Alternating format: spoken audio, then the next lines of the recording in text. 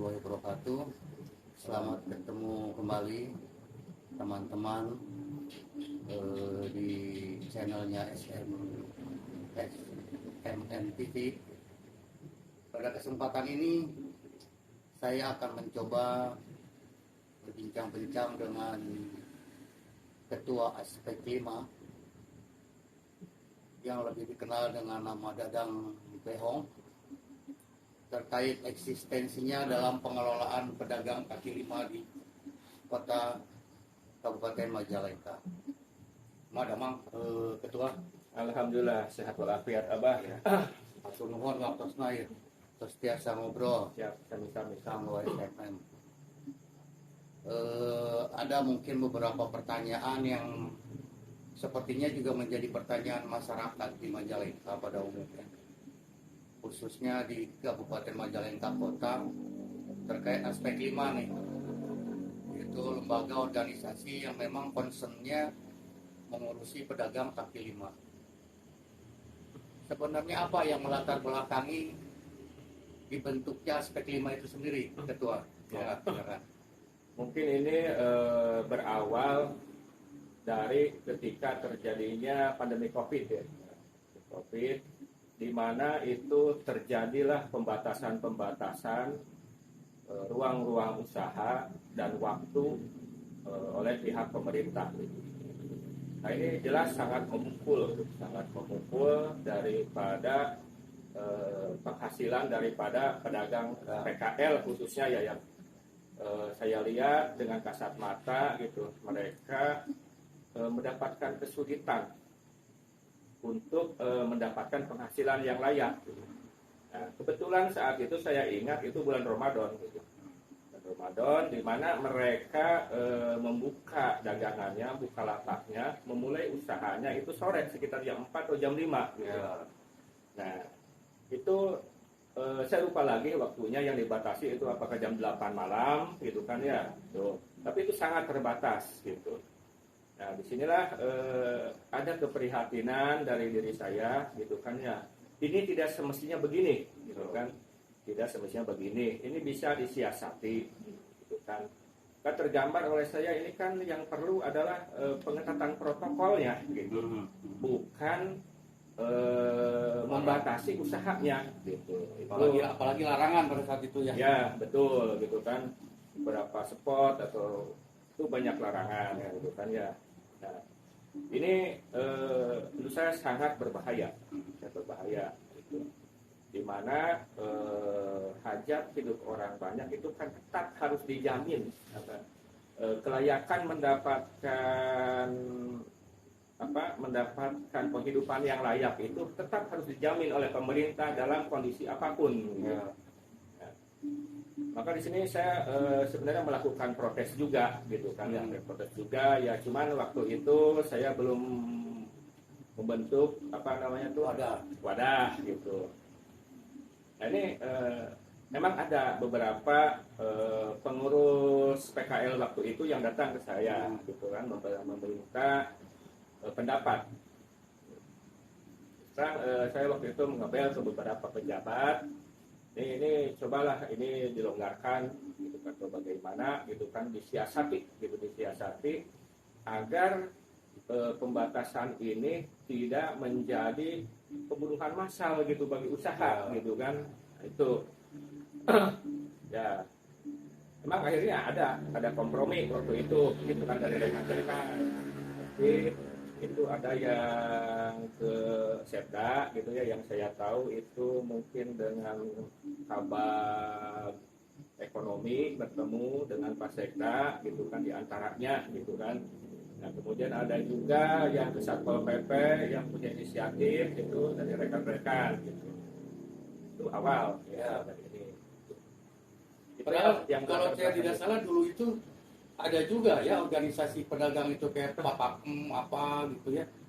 Ya, setahu saya ada itu Papakem dan Panglima, gitu. Nah, itu yang datang ke kita itu adalah yang dari Panglima, yang datang ke saya, gitu kan, yang dari Panglima, gitu kan. Tuh, ya, saya waktu itu hanya bisa memberi masukan lah, pandangan, gitu kan. Saya tidak bisa terlalu jauh masuk ke dalam permasalahan ini, gitu kan.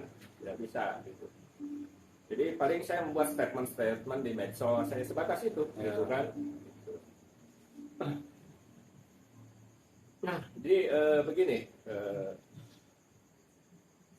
sebenarnya ini emang terjadi satu peristiwa, gitu kan, yang sangat apa ya namanya tuh tiba-tiba, sehingga tidak ada kesiapan dari pemerintah daerah ataupun masyarakat untuk mengantisipasi, sehingga sangat protektif, gitu kan.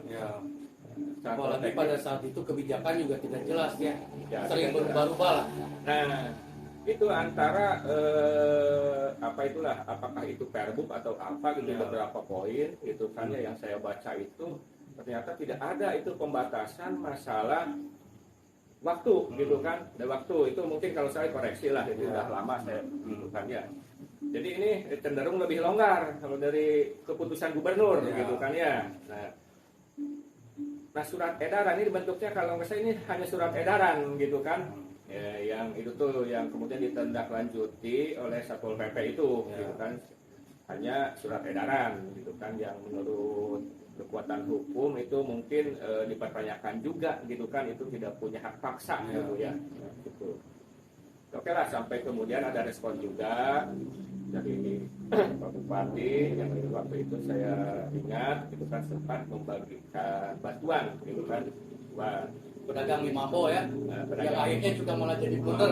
Majalengka Wetan ada juga itu beberapa yang misalnya di luar itu di Talaga itu saya dengar ada yang menerima, gitu kan ya, ada juga gitu. Itu kalau nggak salah sekitar 600 atau berapa ya. Gitu. Dan itu mungkin karena Pemda tidak bisa menyiapkan dana taktis seperti itu dari Basnas. Terus saya tahu persis itu dari Basnas karena kita sempat juga audiensi, gitu kan ya. Betul itu dari Basnas. Gitu.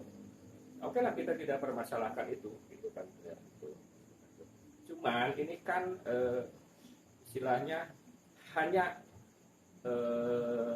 istilahnya kalau apa ya, kalau obat itu paracetamol lah, penurun panas gitu, bukan penghilang penyakit, gitu kan.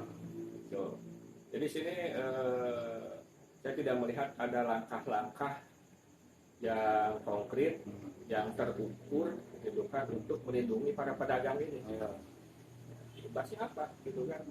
Ini banyak mereka yang gulung tikar. Jadi postur ya, kekuatan daripada pedagang kaki lima itu rentan, gitu. Jadi di satu sisi mereka bisa mudah dengan bangkit lagi, gitu kan ya, karena apa? Pengelolaan sendiri dan modal terbesar. Tapi untuk daya tahan mereka juga kan tidak punya tabungan. Ada mungkin ya beberapa itu mungkin tidak seperti yang lain lah, pengusaha menengah ke atas gitu. Jadi sangat rentan gitu. Apalagi menghadapi puasa ya, gitu ya. Betul. Puasa gitu kan ya, yang banyak tuntutan lah dari keluarga gitu. Jelas. Nah, dengan kondisi yang tadi ketua jelaskan, terus tujuan dan motivasi apa nih? Tujuan lah, kalau tadi motivasi anggap. Tujuan dibentuknya aspek 5 sendiri seperti apa? Padahal kita tahu semua bahwa juga ada tadi Papakem, ada apa lagi? Tadi itu Panglima ya. Ada Panglima.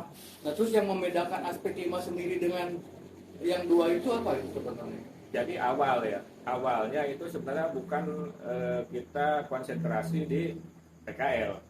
Mereka kan konsentrasi di PKL ya, dua lembaga ini itu. Panglima dengan Pakon konsentrasi PKL. Nah, kita di UKM sebenarnya tuh ya termasuk bagian dari UKM ini PKL. Gitu. Kerja-kerja yang kita lakukan untuk membentuk daripada aspek 5 itu justru itu dimulai dari wilayah selatan, bukan dari kota Majalengka gitu. Itu dari Cinyambul, Cikijing, Talaga gitu kan turun gitu kan. Nah, di Majalengka sendiri gitu kan itu setelah beberapa bulan atau 1 tahun lah kurang lebih gitu baru itu kita ngerekrut gitu dengan tanda kutip ada keterpaksaan gitu kan, ada keterpaksaan gitu tanda kutip gitu. Apa tuh yang memaksa ketua pada saat itu? Nah, waktu itu emang terjadi suatu katakanlah mudahnya clash atau pertengkaran antara pedagang dengan Satpol PP. Permasalahan yang di alun-alun. Gitu. Pemicunya ya. Pemicunya itu gitu. Nah, beberapa perwakilan dari mereka itu datang ke kita gitu saya. Nah, saya kan tidak bisa serta-merta menerima mereka untuk diadvokasi atau diperjuangkan, gitu kan? Karena mereka bukan anggota kita, bukan, gitu kan? Nah, konsekuensinya, gitu kan? Kalau mereka mau kita bela, gitu dalam organisasi itu ada pakem kan ya? Ketika anggota kita akan bela, gitu kan ya? Akan kita perjuangkan, gitu. Nah, untuk itu saya kan punya etis juga gitu kan ya, karena adanya panglima. Maka sebelum menerima mereka saya menghubungi dulu ketua panglima gitu kan ya, ini bagaimana kejadian seperti ini gitu kan ya. Ya, kemudian diskusi, dari hasil diskusi itu gitu kan lah mereka kita ini menyerahkan ke saya gitu kan ya. Yalah, kalau begitu clear gitu kan ya, kita tidak sabotase atau apa gitu kan ya, clear gitu. Maka saya meminta mereka hadir gitu kan, kembali itu kita bertemu lagi ya, datanglah mereka itu kurang lebih 40 orang langsung. Saya juga bingung ya itu saya perkirakan cukuplah 5 atau 10 orang gitu, datang 40 orang gitu kan. Nah, kemudian bicara gitu kan ya, bicara sebenarnya ini saya komunikasikan juga ke anggota DPRD. Saya komunikasikan juga, kan ya. Nah, beberapa kali saya lupa lagi ya itu kita minta FBP, dan diterima, gitu. Nah, sampai ujungnya saya itu meminta komisi 2 ya yang menangani PKL itu untuk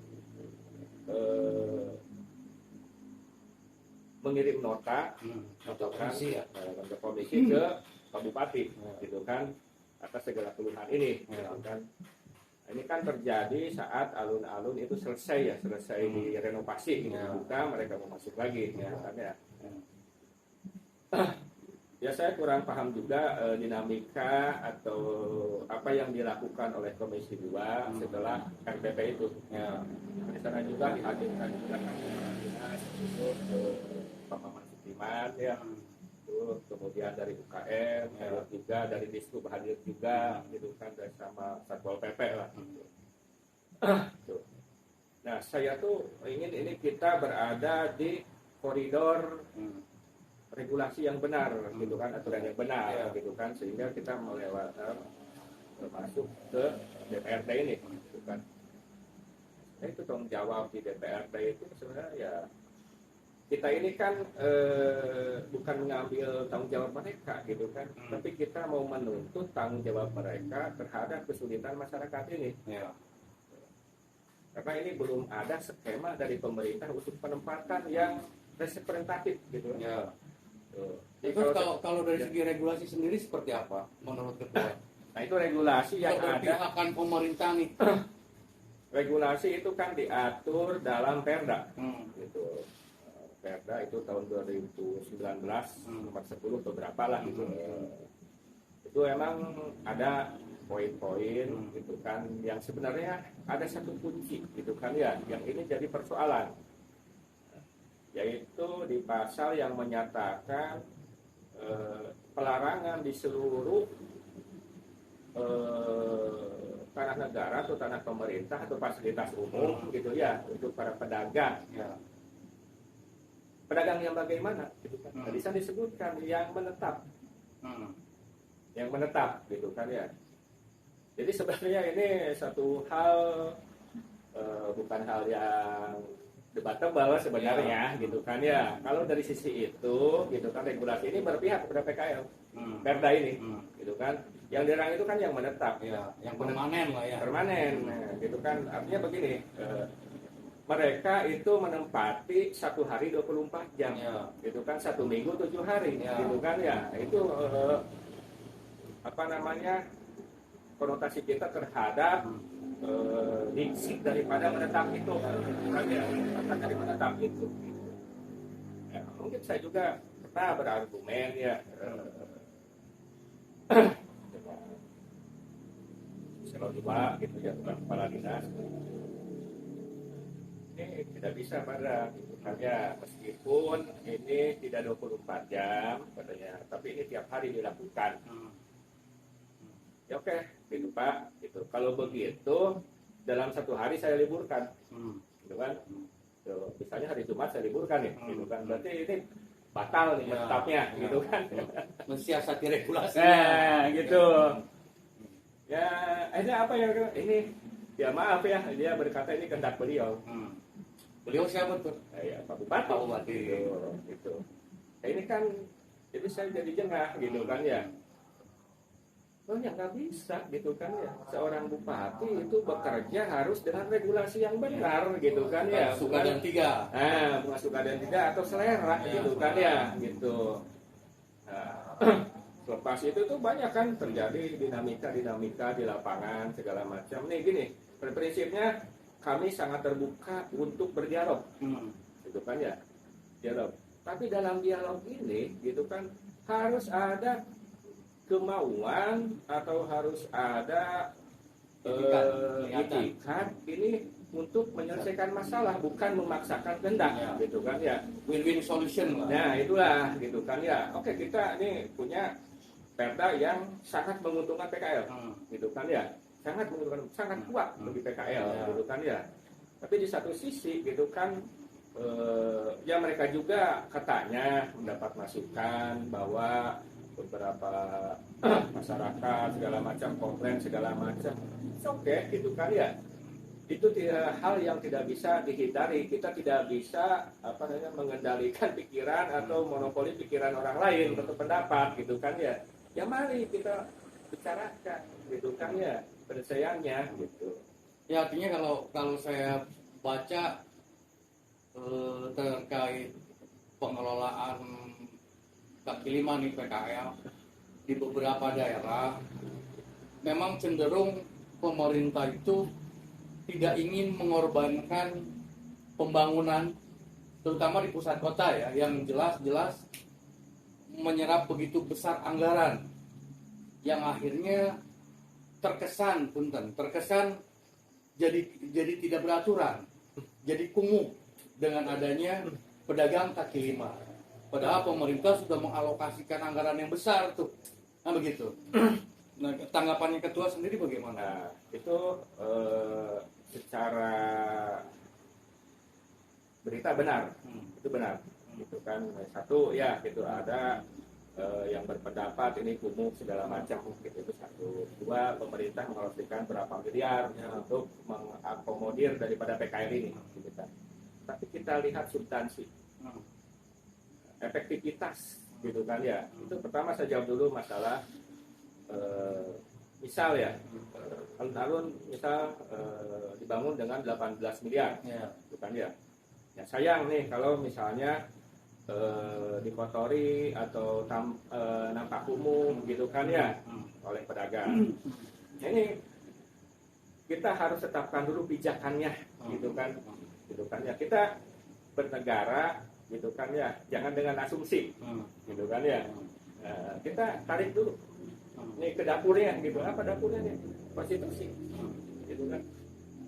Yaitu bahwa tugas pemerintah ini satu, mencerdaskan kehidupan bangsa. Itu yang kedua kan, mensejahterakan masyarakat, gitu kan.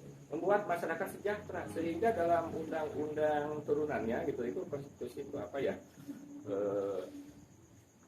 ini dalam undang-undang 45 itu kan ada bahwa setiap warga negara itu berhak atas pekerjaan dan penghidupan yang layak, ya gitu.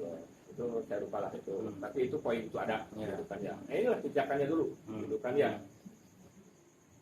Ketika 18 miliar ini uang yang dikumpulkan dari pajak rakyat ternyata tidak bisa mengcover daripada tujuan bernegara ini, satu mencerdaskan itu ya, yang kedua memakmurkan gitu. Ini untuk apa gitu? Kalau untuk hanya bangga-banggaan permasalahan infrastruktur, itu kita kembali ke zaman 4000 tahun sebelum Masehi. Artinya Fir'aun aja udah bisa bikin piramid gitu, yang jauh lebih megah daripada alun-alun gitu. Bangga Fir'aun itu gitu. Itu 4000 sebelum Masehi. Meskipun Kita berpikir ke zaman Fir'aun belum ada PKL ya. itu kalau mau dibanggakan Ya. gitu kan infrastruktur. Ya, tapi kan gitu. sebelum alun-alun juga pemerintah daerah itu sudah mengalokasikan lahan tuh di apa di Taman Raharja, Skywalk itu kan setahu saya juga tadinya alokasinya untuk kaki lima yang di sekitaran GGM. Betul. Tapi fakta yang terjadi pada saat Skywalk juga dibangun, PKL yang bawah itu ditarik ke atas. Ini yang di atas malah ngejual lapak-lapak yang di bawah tuh yang tadinya bekas mereka sendiri dijual ke saudaranya, artinya apapun solusi yang diberikan oleh pemerintah, ada yang bilang ya ke saya, itu nggak akan menyelesaikan permasalahan kaki lima gitu loh. Ya. Jadi gini, Kenapa nggak yang di alun itu coba lebih lunak, bergeser, sementara jadi keindahan alun sendiri yang memang pusat kotanya Majalengka juga bisa ternikmati oleh punten warga-warga yang lain yang memang juga mereka punya hak untuk menikmati hasil pembangunan misalnya, kan begitu. Artinya tidak semua masyarakat juga mempunyai kepedulian yang sama, dan mereka juga ingin pada saat berangkat ke alun itu, pergi ke alun, refreshing ke alun itu nyaman, tidak terganggu oleh adanya pedagang gitu. jadi itu ada asumsi, ada fakta ya. Itu asumsi kan ya, mereka terganggu segala macam. Taruhlah itu kita menutup ruang pandang gitu kan ya dari sisi utara.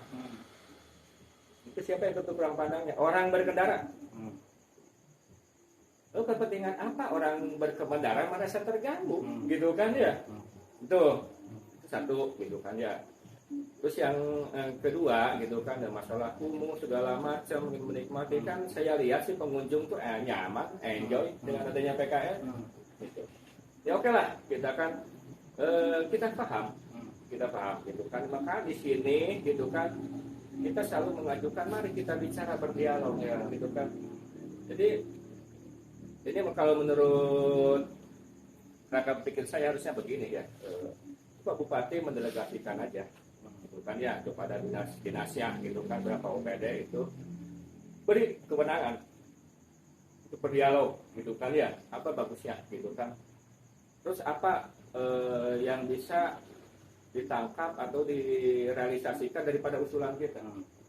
Saya begini nih, Bukannya itu terjadi dengan demo-demo, dengan audiensi yang selama ini dilakukan sama Lima. Demo aja ketua berapa kali tuh? itu resminya 2 kali, tidak resmi 1 kali itu. Tuh, kan dipertemukan sama Sekda sama Asda. Ya begini, Emang gitu tidak kan. menghasilkan poin apapun. Ya mereka itu kan menghakimi dalam itu, makanya setiap saya masuk itu kebanyakan mereka kan memberikan narasi yang memojokkan. Sehingga selalu saya walk out gitu. Jadi bukan niatnya untuk mencari solusi. Iya, jadi kayak gini, ini kan sudah disediakan Taman Raharja dan ini. Oke, kita lihat salah satu kan pertimbangan pembangunan itu kan ada inefisiensi. Inefisiensi itu anggaran itu jangan tidak efisien, gitu kan ya, jangan tidak efisien. Karena saya kalau mau kritisi begini, Skywalk berapa miliar dibangun? Saya tidak tahu, mungkin 5 miliar sama. Nah itu hal untuk mengakomodir hanya 25 pedagang. Hanya 25 pedagang.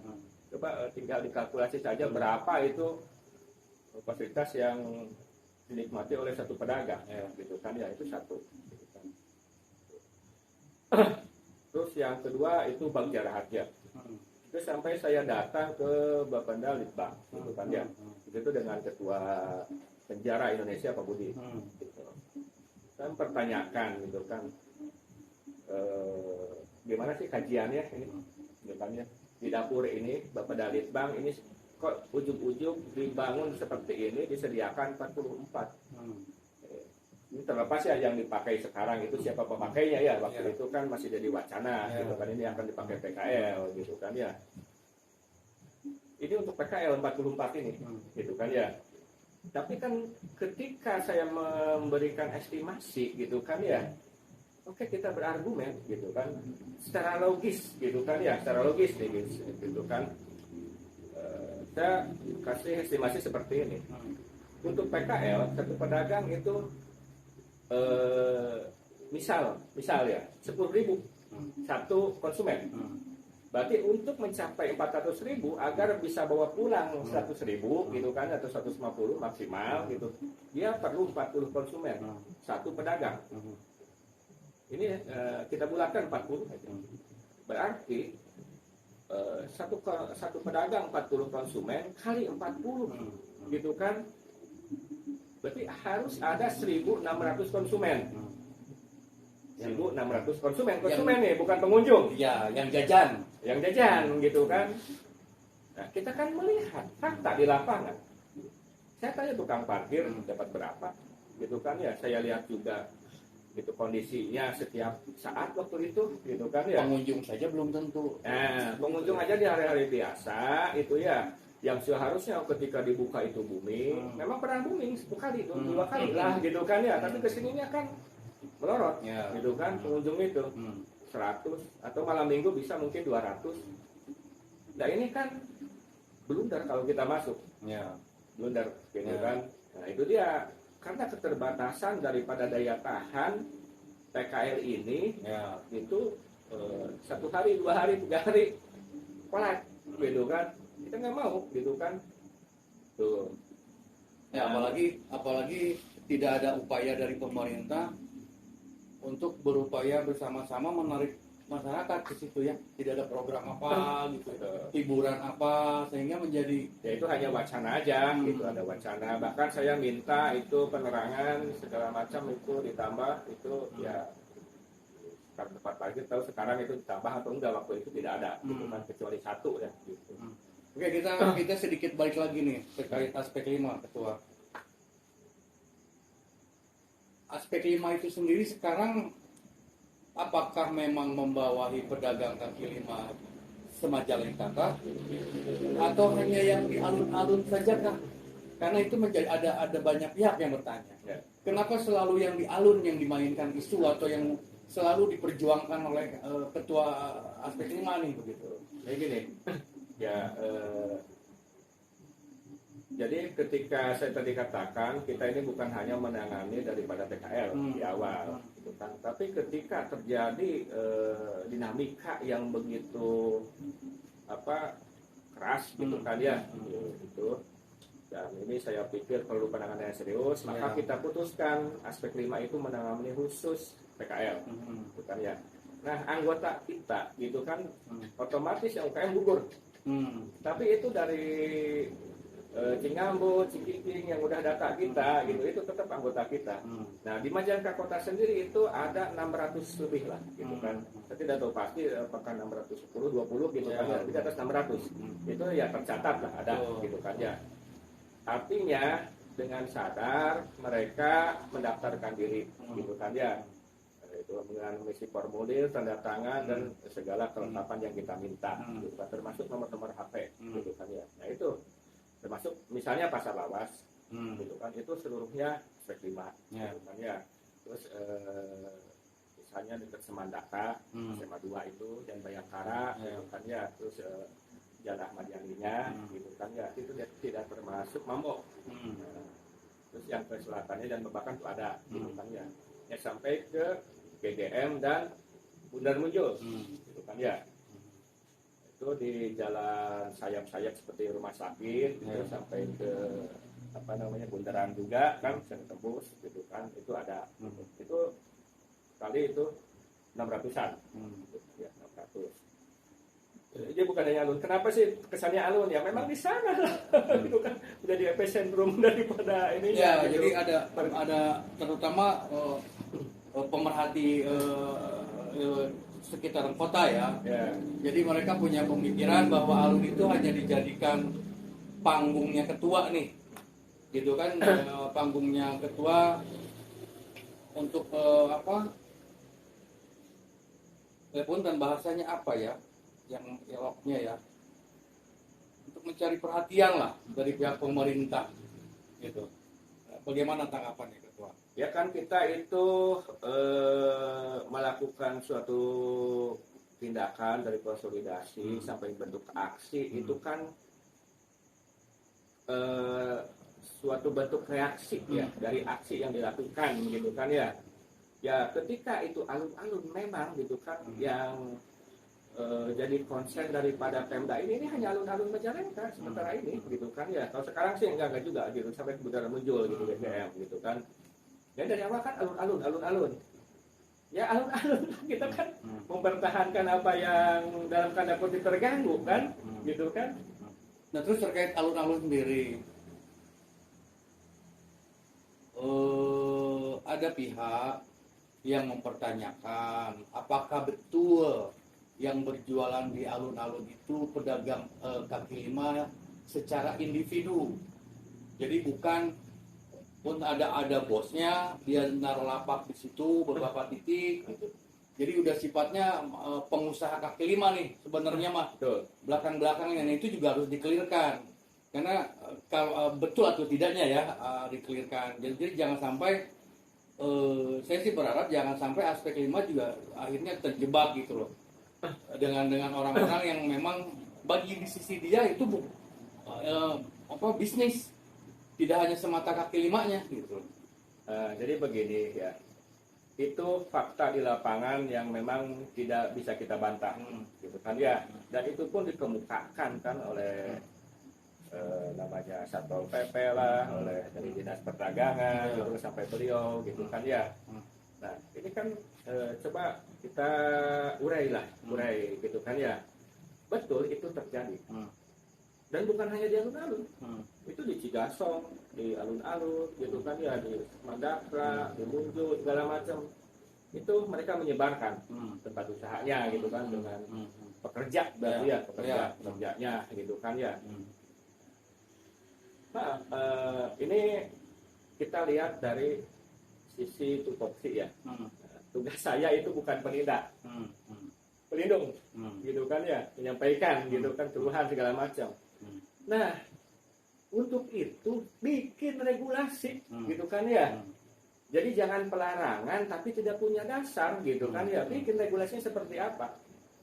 Itu sebenarnya jangan itu dikeluhkan seakan-akan kesalahan aspek 5. Ya tidak bisa.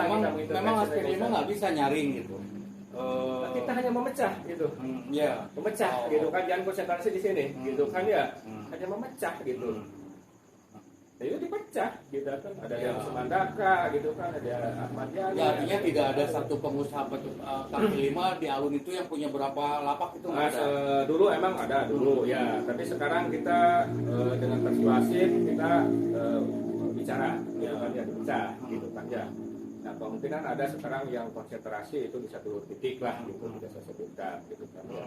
Nah, tapi itu ya maaf lah, ini Pemda jangan ini membuat apa kita terpojok atau memojokkan kita, gitu kan ya. Andalah yang punya regulasi, andalah yang punya tindakan penindak, gitu kan ya. Tuh. Kalau itu emang mengganggu bagi mereka gitu, ya syukur bagi kita mah. Nah, jadi di sini ada kesetaraan, ada kesetaraan gitu. Terus saya ngeliat kemarin loh, saya lewat kemarin di samping timur gedung Dewan itu sepertinya itu udah mulai dibikin but-but tuh ketua. Apa itu memang untuk kaki lima juga? Itu saya baru tahu juga itu ketika ada penduduk ya RT-nya lah gitu kan ya, RT-nya, jadi ini RT-nya kan masuk ke apa ya, jalan Pasantren itu, Pasantren ya dekat distrik gitu ya. Itu ada RTL gitu kan, saya nggak tahu kan ya, makanya saya langsung bel pedagang, tolong difotokan, ya, kirim foto gitu kan ya. Memang nggak ada tembusan dari Indal gitu. Tidak ada, saya justru langsung saya pertanyakan ke perdagangan gitu kan ya. Perdagangan nggak tahu. nggak tahu gitu kan ya. Kemudian saya lihat oh ini dibangun dari PUTR. Kalau lihat papa namanya gitu kan dengan nilai 200 itu 100 juta apa namanya gitu kan ya PUTR.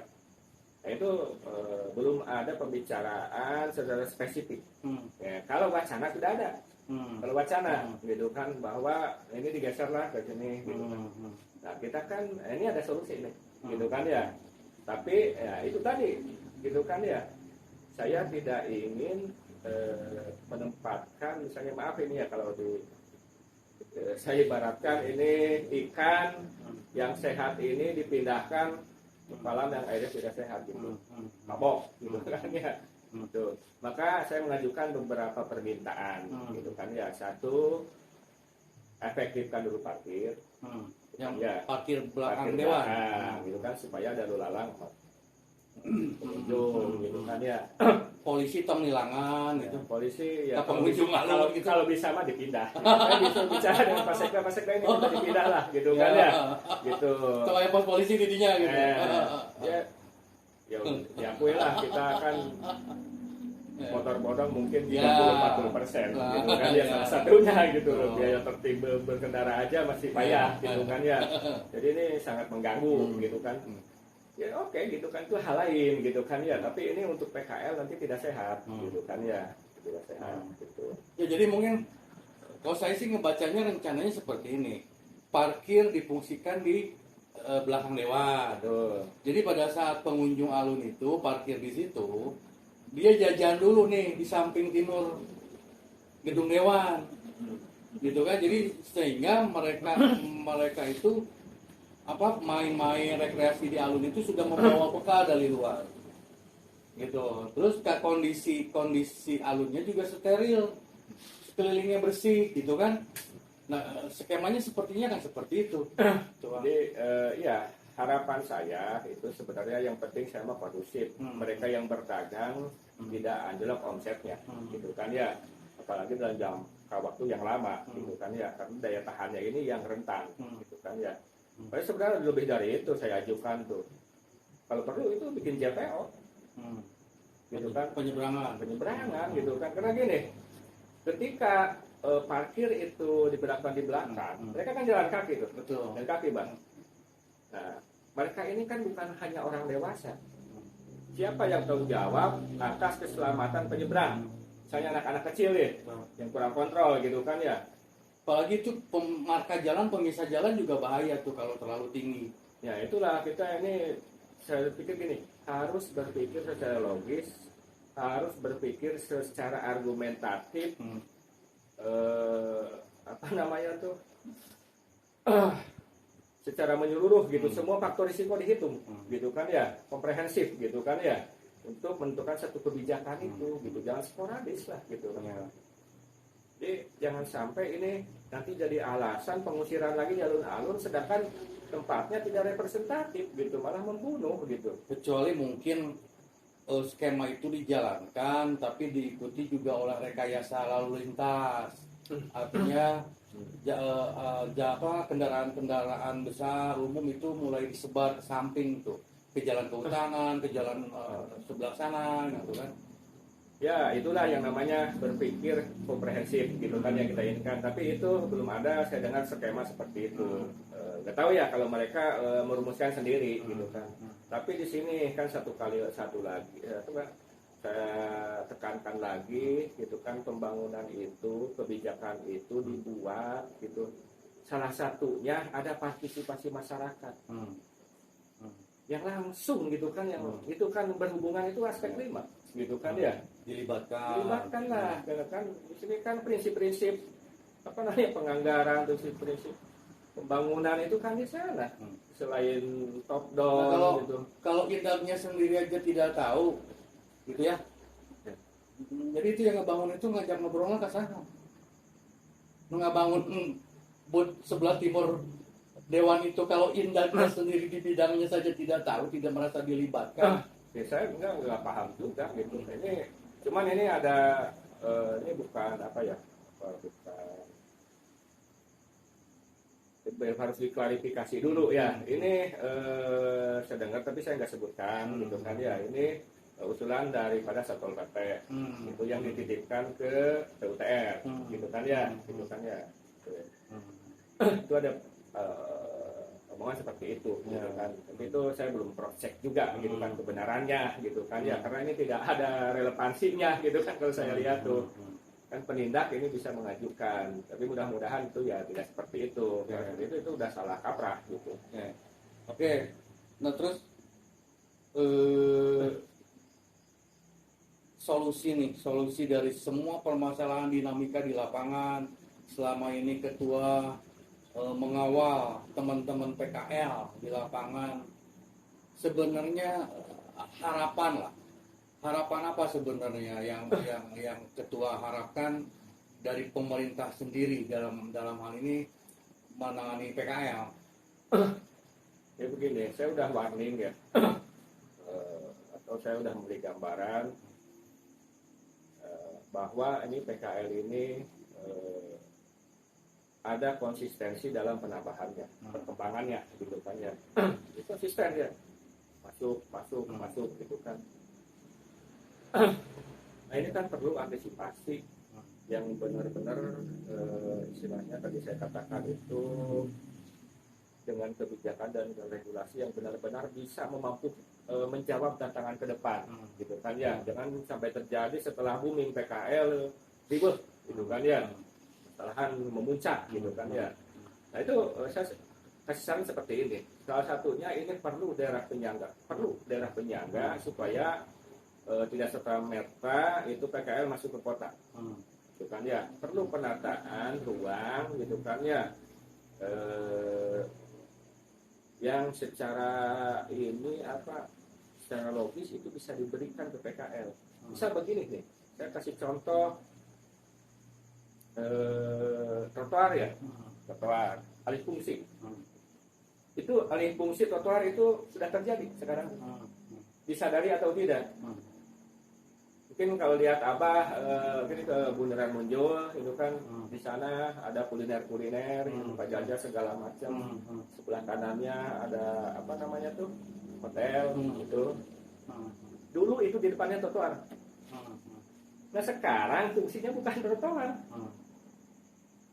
Itu terjadi alih fungsi, disadari atau tidak gitu kan, berkurang itu volume trotoar gitu kan. Nah, apa nih yang saya maksud gitu kan ya? Kenapa buat PKL tidak bisa fungsi total? Atau ketua dulu sempat bilang tuh ada spot-spot tertentu yang sebenarnya kalau difungsikan layak untuk PKL gitu, asal tinggal pemerintah memberi kuasa lah ke aspek 5 dalam hal pengelolaannya. Saya gini, itu sekarang itu sedang dilakukan pendataan kan ya. Nah, pendataan ini itu kita ingin itu bukan hanya pendataan pedagang, tapi inventarisir tempat untuk relokasi gitu kan ya.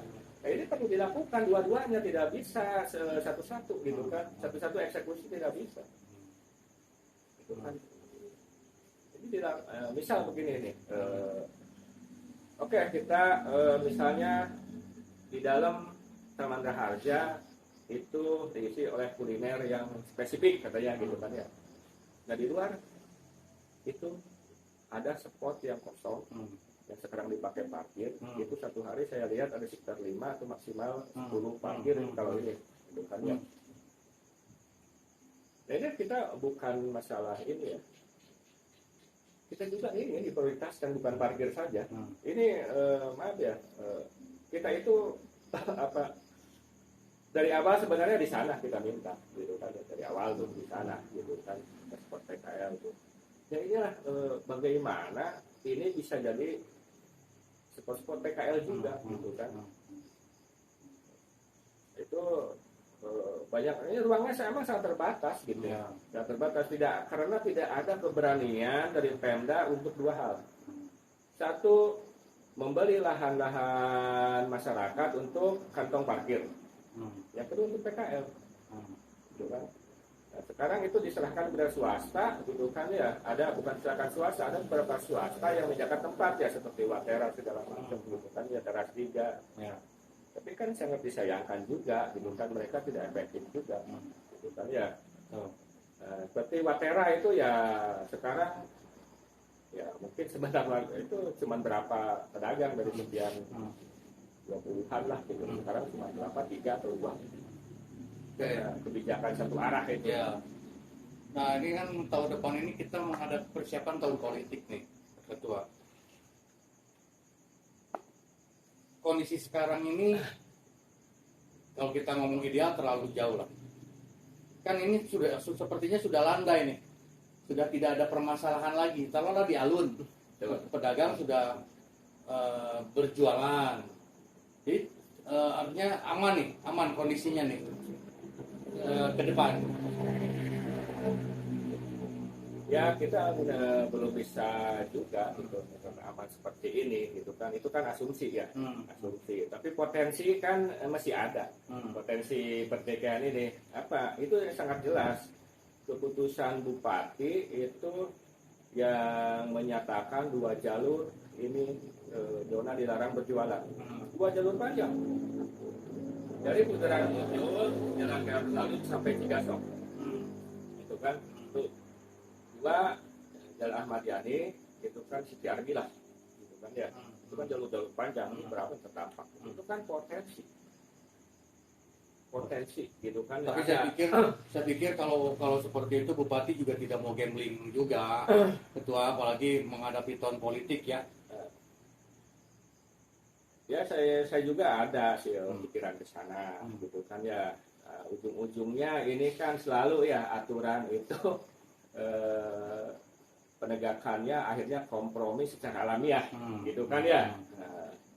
Kalau kompromi secara alamiah itu ada pembiaran, ada kenyamanan, gitu kan ya, dari pemerintah dan kenyamanan daripada pedagang. Nah ini bentuk kompromi yang alamiah, gitu kan ya. Itu bagus-bagus saja, gitu kan ya. Karena ada banyak hal juga itu yang lebih urgent, lebih ini, gitu kan, dilakukan itu, gitu kan ya. Nah terus target ke depan nih Ketua, target ke depannya aspek 5 itu mau seperti apa sebenarnya?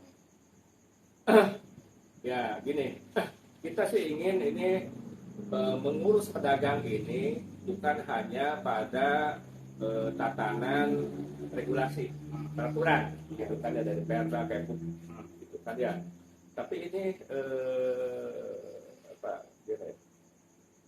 jadi itu harus ada terobosan-terobosan, kreativitas, gitu kan ya, kreativitas yang ini menjadi sebuah kekuatan ekonomi. Itu satu lagi, saya selalu menyandarkan pada 2 hal.